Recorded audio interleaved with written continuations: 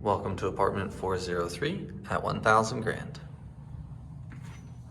Now this is our S2 floor plan, 564 square feet.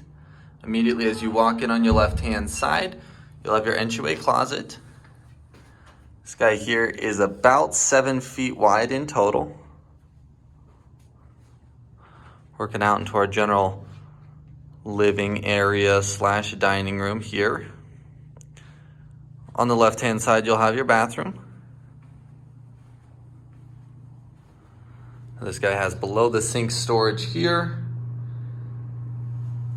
and then a full-size tub here with a rounded shower curtain rod there.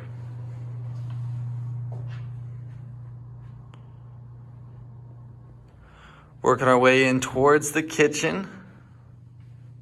On the right-hand side, we'll have another closet to work with here.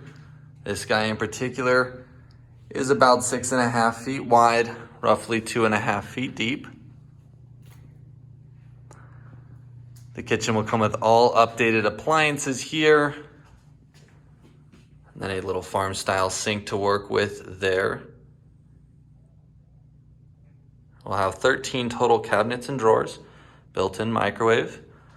And then the nice thing is our balcony is attached from both the kitchen and the living room.